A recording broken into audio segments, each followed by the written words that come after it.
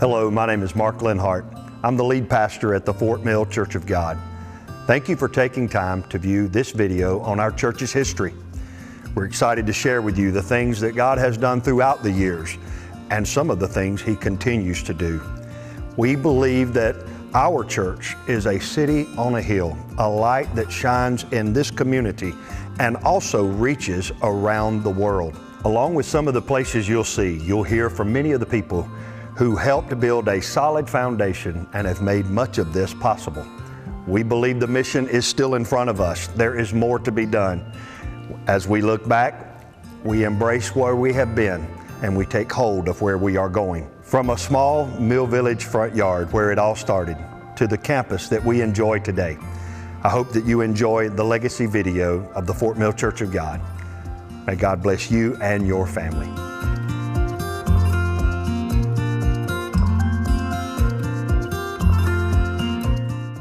It was in the front yard of this house at 218 Link Street where the Fort Mill Church of God had its beginning. Every Sunday afternoon in the spring of 1931, prayer meetings were held here, which was the home of Luther and Fanny Simmons.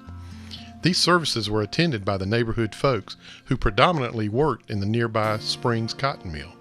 The Church of God organization, which started in 1886 with a small meeting of Christians at the Barney Creek Meeting House on the Tennessee-North Carolina border, expanded into the western part of South Carolina in 1914 and eventually made its way to Fort Mill. Fred Thompson from Fort Mill, an overseer in Springs Cotton Mill, asked Reverend J.H. Daniels, pastor of the Lando Church of God and the Rock Hill District Overseer, to come to Fort Mill to conduct a revival. The front yard prayer meetings continued through the summer and culminated in a 4-week revival in late August, early September. This area of Fort Mill is what many locals refer to as the Mountain, and these houses were built by Springs Mills to provide housing for their employees working in the town's second cotton mill that formerly became known as the White Plant. So thus, this was Mill Village number 2 of Fort Mill. This rock was a prayer gathering spot for those seeking the Lord and desiring to form a church. The rock is in the woods behind the houses that sit on the west side of Link Street and just a short walk from Granny Simmons' house. Just beyond the rock are the railroad tracks heading south from Fort Mill toward Rock Hill. The Nation Ford, a historical landmark on the Catawba River which was used for crossing the river before there were bridges, is less than a mile south of here. To make sure to follow good old Church of God rules, at different times the women would gather around this rock and pray, and then the men would gather and pray around the rock for God to give guidance and blessings for this new church and to open doors so God could be worshiped. I like to think of all the prayers that were given and the names that were called out around this rock for spouses, children, and grandchildren. God continues to answer those prayers in the lives of the generations from the original families and many new families that have made the Fort Mill Church of God home. From the front yard of the Simmons house and this prayer rock, God's blessings poured out on the beginning of the Fort Mill Church of God. The first structure that the Fort Mill Church of God ever occupied was the house behind me, located on South White Street, which at the time was a store owned and operated by Tom Porter. In August 1931, this structure was rented and evangelist F.H. Quinton held a revival which lasted 2 weeks. However, Brother Quinton had to leave just as many said the revival was getting good. On the Saturday before the meeting was to close on Monday, Pastor J.H. Daniels agreed to continue the revival, which lasted another 2 weeks. This 4-week revival was the first Church of God meeting ever held in Fort Mill and resulted in 29 people being saved, 22 sanctified, and 19 filled with the Holy Ghost. After the revival on Sunday, September 27, 1931, the Fort Mill Church of God was organized with 19 members and Reverend George W. Cooper appointed the first pastor. The church continued to rent out the store on days for services. Music in the old store building had only stringed instruments with no piano. However, the church was able to acquire a pump organ while here. The location of this house sits just across the street from the railroad tracks, so the familiar adage of Church of God's being in the poor section of town and near the railroad tracks was true for the Fort Mill Church of God. George Cooper was pastor of the Fort Mill Church of God for just over a month because the Church of God General Assembly was held in October, at which time pastors might be reassigned to other churches. The second pastor of the Fort Mill Church of God was John Robert Bob White.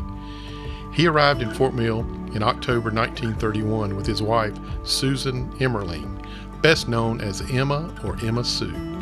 Pastor White was originally from Hickory Grove, South Carolina, and he pastored the Fort Mill Church of God until October 1933. At the intersection behind me is where the first church was built on property that belonged to the Fort Mill Church of God.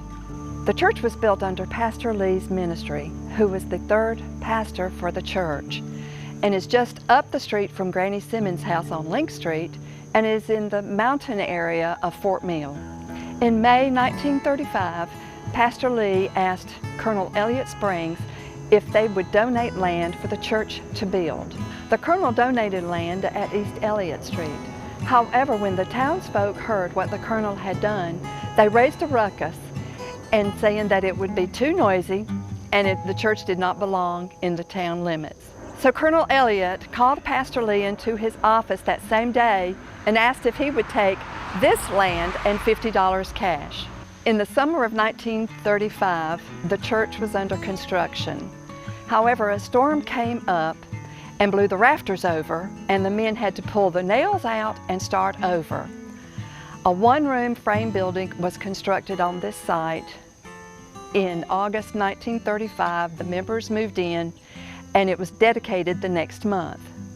Everyone was very happy to have a place of their own. In 1944, the Catholic Church, just up the street, became the property of Springs Mills. Springs donated the church building and swapped it for land that the church owned on Patterson Street for this site beside this location. Mules and logs were used to move the church building to this site, and a breezeway was built between the two buildings to connect them. The church experienced many great outpourings of the Holy Spirit, and the church steadily grew. The townsfolk would even come and look in the windows and even give offering when it was passed. The fourth pastor was Reverend Ben Tillman Sprouse with his wife, Dovie May, and they arrived in Fort Mill in October 1937. Pastor Sprouse was from Clover, South Carolina. The Sprouses were in Fort Mill for 1 year and then took over the Blacksburg Church of God. In October 1938, Reverend R.C. Hodges was appointed as the fifth pastor of the Fort Mill Church of God. He and his wife, Vera Gertrude, were in Fort Mill for only 11 months because the Church of God changed the General Assembly meetings from October to September in 1939. Reverend Hodges left Fort Mill to pastor the North Greenville Church of God, which later became the Park Place Church of God. William Morrow became the sixth pastor of the Fort Mill Church of God in September 1939. Pastor Morrow and his wife Helen, who was also a licensed minister, came to Fort Mill from North Carolina, and they were former Catholics originally from Michigan. The Morrows remained in Fort Mill for 3 years, leaving in September 1942. Smyrna, South Carolina native John C. Childers arrived in Fort Mill in September 1942. He and his wife, Julia, came from the McDuffie Street Church of God in Anderson, South Carolina.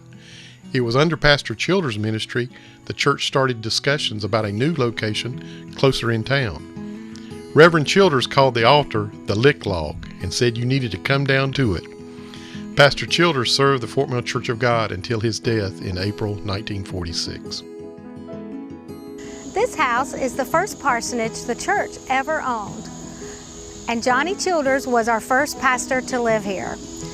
Prior to this home being purchased, the church would rent houses for pastors and their families to live in. In late 1942, the church negotiated with T.L. Hughes to purchase this house. On January the 1st, 1943, the deal was closed for $3,850 and Pastor Childers moved in. This residence would also be home to 2 other pastors as well. The small door located on the west side of this home enters a small basement that is only 10 by 10.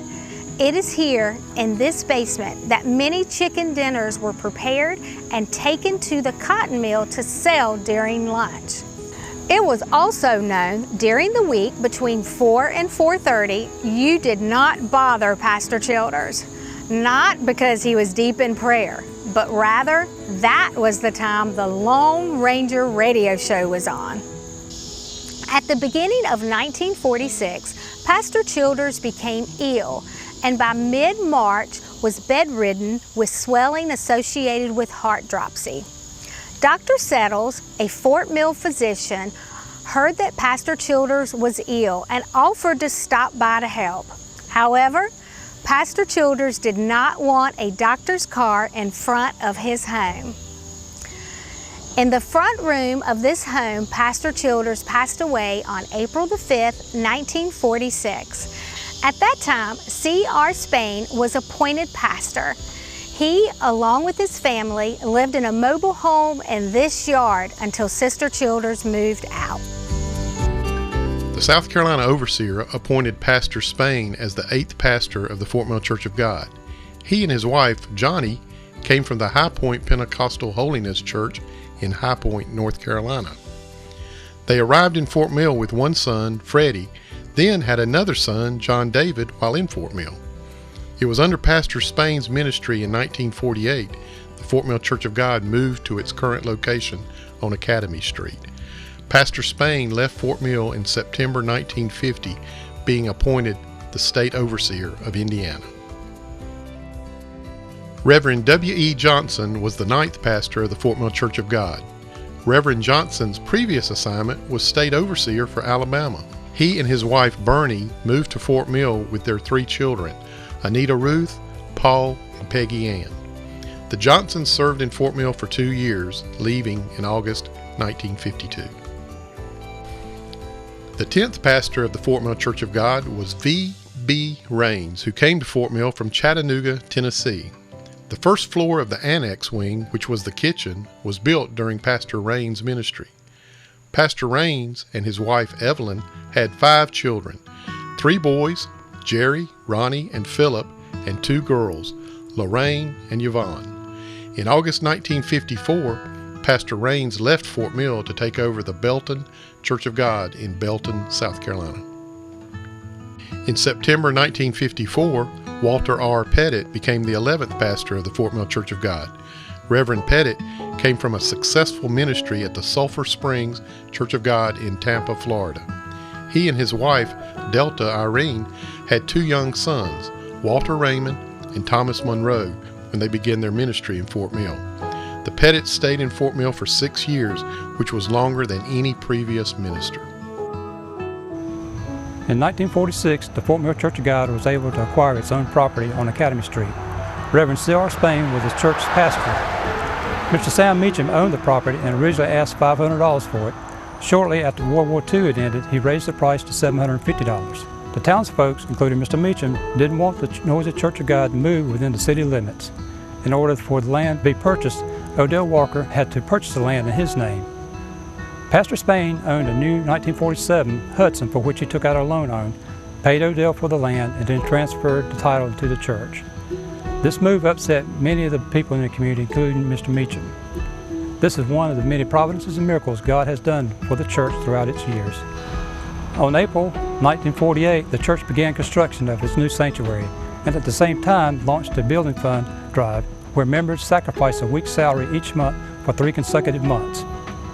There were also businesses and merchants in the city not affiliated with the church that also contributed to this fund. This fund drive campaign raised $9,000. During its construction, there were many members of all ages that worked on the building to help save costs. And on November 14, 1948, the church moved from its Bank Street location into a new sanctuary on Academy Street and held a dedication ceremony. Upon its completion, the church and property was valued at $60,000 with only a $10,000 loan owed on it. In the years thereafter, the church bought adjacent properties as they became available. An annex building was added on the west side of the sanctuary, and later a second story was added to it. Then in 1972, when Reverend W.E. Dowdy was pastor, an expansion was made on the rear of the sanctuary, adding more classroom space and a new baptismal. This central building and property has stood as the cornerstone of the Fort Mill Church of God throughout its years.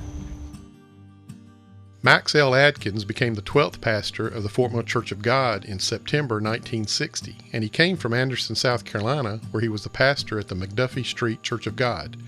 Pastor Atkins and his wife Margaret had 4 children, 3 daughters, Joanne, Dee, and Maxine, and 1 son, Chuck. Pastor Atkins served 10 years, which eclipsed the previous tenure record of Reverend Pettitt by 4 years. In August of 1970, Pastor Atkins was transferred to the Pelzer Church of God. The 13th pastor of the Fort Mill Church of God was W.E. Dowdy, arriving in Fort Mill in September 1970 with his wife Nell. Pastor Dowdy came from the McDuffie Street Church of God in Anderson, South Carolina. The Dowdys had 3 grown sons, William Earl Dowdy Jr., Paul Dowdy, and David Dowdy. Pastor Dowdy was instrumental in reorganizing the Sunday school structure and for the expansion of the current chapel to add a ground-level entrance, water baptistry, and additional classrooms. George W. Alford came to Fort Mill in September 1978, having previously served as the Colorado State Overseer. Pastor Alford was one of the most respected Bible scholars in the Church of God. He taught in many camp meetings, conferences, and Bible schools throughout the United States and internationally. Pastor Alford was gifted with the ability to quote extensively from the Bible when he delivered his sermons. In April 1979, Pastor Alford hired David and Sonja Kemp as youth pastor. He left Fort Mill in October 1981, having been reassigned to the Greer Church of God. The 15th pastor of the Fort Mill Church of God was C.L. Trammell, who came from the Elmwood Church of God in Columbia, South Carolina. Pastor Trammell and his wife, Lorene, had 4 children, 1 son, Philip, and 3 daughters, Sandra, Denise, and Cliffette. Under Pastor Trammell's ministry, the church acquired 8.57 acres between Patterson Street and Withers Street from Springs Mills and Janie Wilson's house at 222 Academy Street. In August of 1984, Pastor Trammell was appointed as the South Carolina Evangelism Director and moved to Malden, South Carolina. While Pastor W.E. Johnson was in Fort Mill, the parsonage was built next to the sanctuary. The lots on the corner of Academy and Confederate Street were vacant and owned by Springs Mills. Pastor Johnson went to Colonel Springs to ask if he would swap the Academy Street property with the Confederate Street property and house. On January the 11th, 1951, Springs Mills agreed to convey the Academy Street property with the Confederate Street house and property, and in addition gave $6,000 to the church. The church then built the parsonage for a total cost of $20,000. The church also owed $5,000 on the church building for a total indebtedness of $25,000. A $25,000 loan was taken from Carolina Life Insurance Company in Columbia, South Carolina, where the 10 male members were each insured for $2,500, and the beneficiary was the loan. In November 1951, the parsonage was completed and Pastor Johnson and his family moved in. This house has served as church parsonage for 9 pastors and their families. One last item regarding this house: Pastor Doug Morgan, our 16th pastor of Fort Mill, died in this house on October 2nd, 1995 after battling cancer. In August 1984, Pastor F. Douglas Morgan was appointed to the Fort Mill Church of God. Before coming to Fort Mill, he was pastor at the Dillon Church of God in Dillon, South Carolina.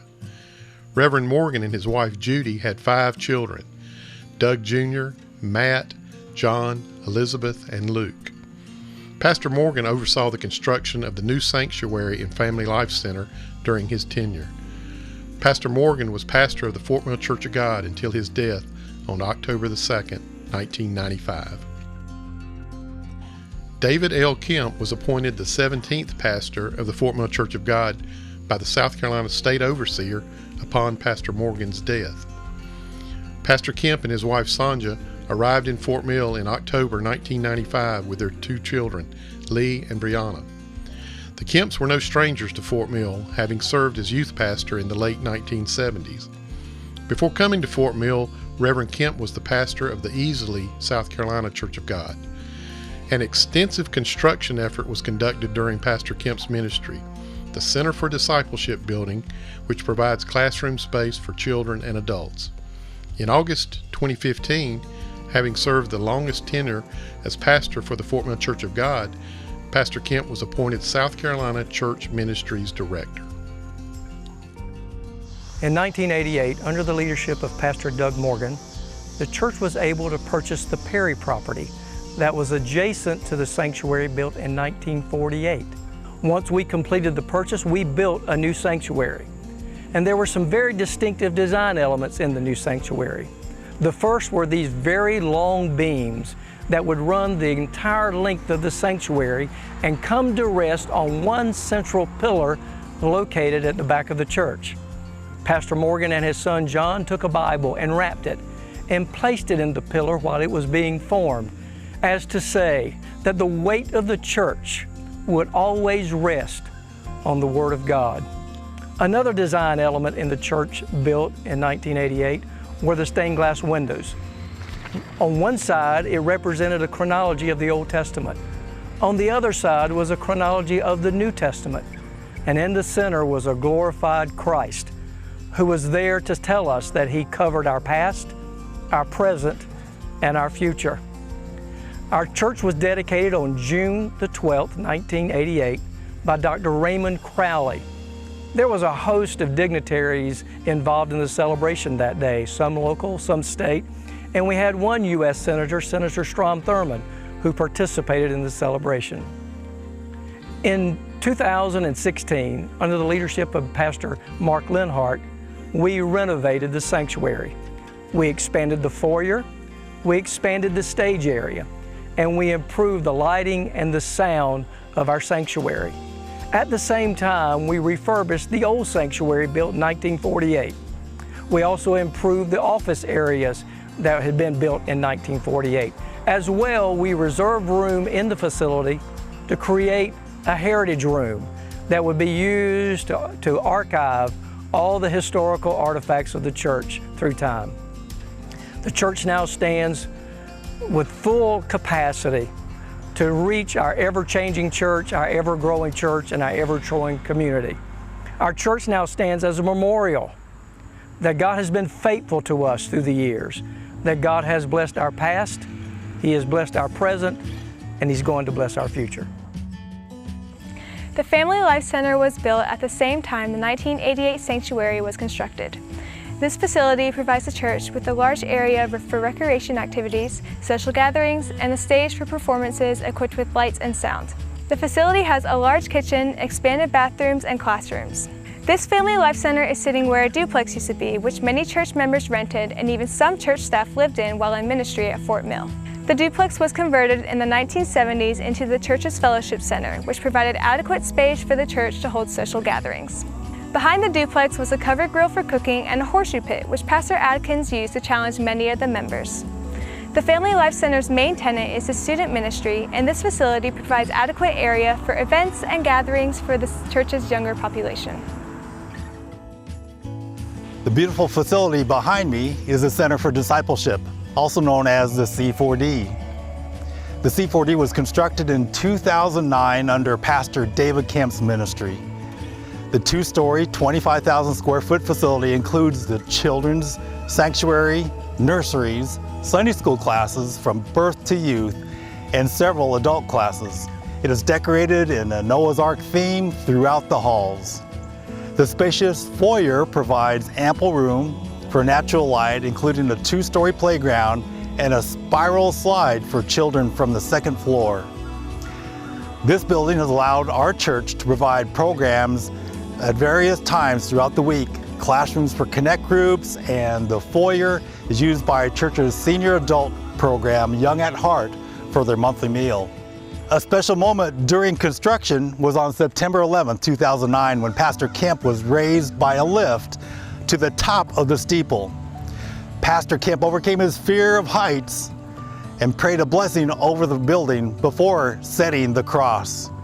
The dedication service for the Center for Discipleship building was held on January 3rd, 2010, with Pastor Kemp officiating over both morning services. By having this facility, the church began the Kids Care Preschool program with summer camps in 2017, which has been very successful and well received by our community. Pastor Mark Leonhardt was appointed the 18th Fort Mill Church of God pastor and began his ministry in October 2015. Pastor Leonhardt and his wife Alora were previously serving at the Cathedral of Praise Church of God in Gadsden, Alabama, and they have 2 children, Chris and Carissa. Under Pastor Leonhardt's ministry, the church performed an extensive remodel to the current sanctuary, chapel, and offices to provide much-needed updates and space. God is great and continues to bless the Fort Mill Church of God. From just a small handful of people, God-fearing people, on Link Street, gathering in the front yard, to a one-room building over on the mountain, to this campus where we are today, one of the largest churches in Fort Mill, and one of the largest churches in the Church of God denomination. God's been true to the Fort Mill Church of God people. And it's through these people that's the church, God's church, for us to go out in the community, in the state, in the country, and even around the world to continue spreading the Great Commission. I am so thankful to be a part of the Fort Mill Church of God. And it's from the start, back in 1931, this church was a harbor for wayward souls to find their way, to find a purpose, to find peace, to find comfort, and most of all, to find the love from God Almighty. I want to thank you for watching this video and for being a part of this church. And if you're not involved, I pray that you'll get involved. I pray because there is no limitations to what God can do with a willful heart.